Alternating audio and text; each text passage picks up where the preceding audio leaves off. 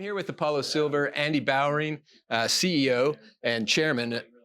We're talking today about Apollo's projects, Calico in San Bernardino County in California, and the Cinco de Mayo project in Mexico. And maybe we could talk about Cinco de Mayo first and go through the story there, the background there. I've heard it referred to as overnight value. Potentially, you've got some social license issues that need to be addressed there. If those are addressed, you unlock a CRD deposit that's well known, well coveted, I guess you could say, historically. Excuse me. So the prize is significant. Please talk us through what I've also heard referred to as the prime mining playbook in terms of accessing this and creating this value. Okay, well, thanks, Bill. The Cinco de Mayo is a huge CRD deposit in northern Mexico that's been owned by MAG Silver since the early 2000s.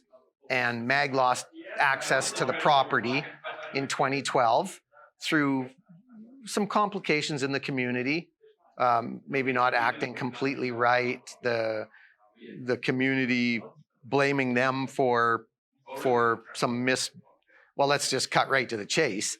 They were accused of assassinating the husband and wife that ran an anti-mining agricultural group. Right. And it made great press and Not so great mining. Not so great mining. They got kicked off, and the community banned mining for 100 years. But it's a tremendous asset.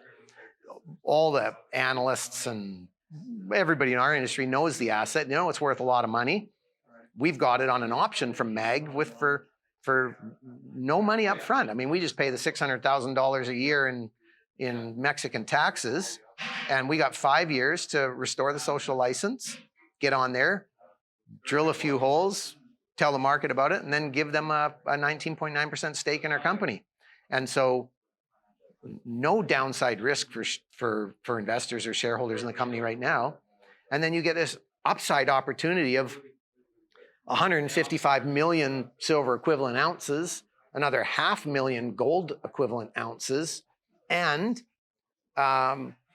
new discovery potential. In fact, in 2012, before they got kicked off, they had just announced Pegaso, which was a brand new discovery, 61.5 meters of massive sulfide. And that hole alone tells all the geos that understand these deposits that it's a lot bigger. So great prize. And you mentioned the Prime playbook. Yeah, I founded Prime in 2018. I bought an asset from a company that didn't think they could get working on the property. I bought it from them for $9 million. My team spent 9 months restoring the social license and getting a deal done, a 30-year deal done with the community.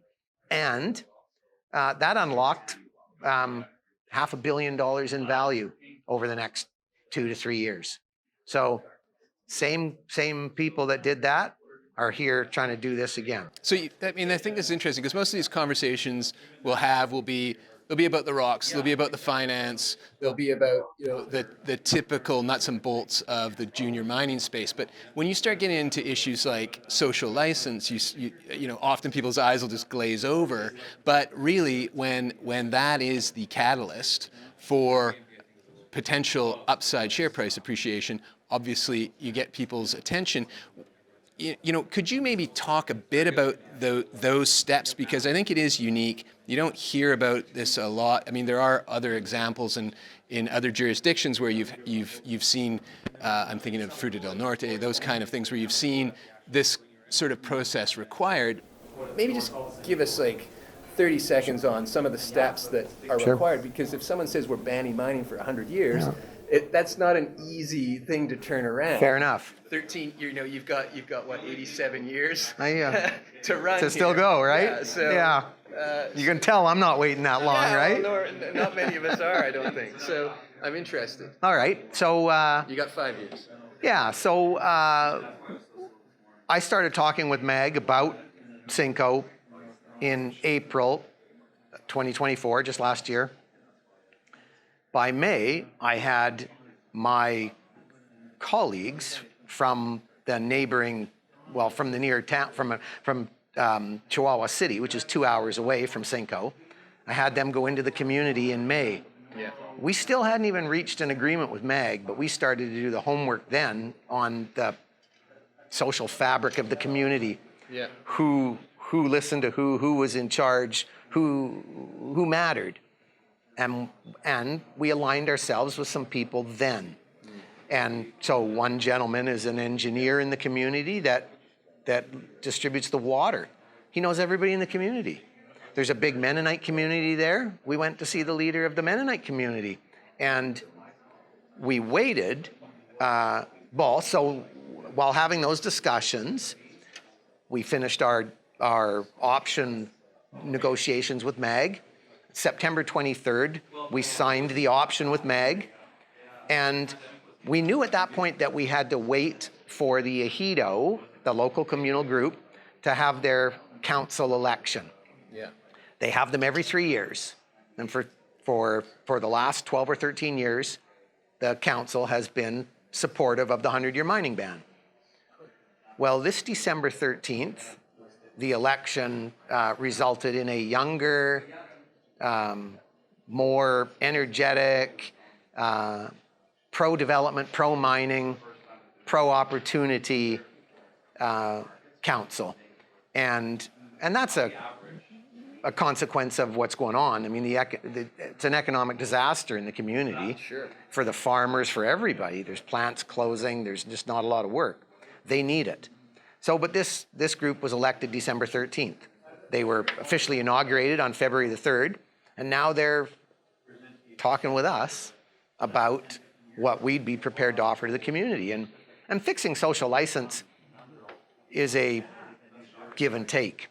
You know, it's really not brokered, arranged, or negotiated by guys in suits. No. It's their people, it's blue collar workers in plaid that are there to talk about how we do this together and how we share in the successes, right? Yeah. Or support the failures. Like, we're in it together, and that's what happened at Prime. You've got 50 employees around the Los Reyes project.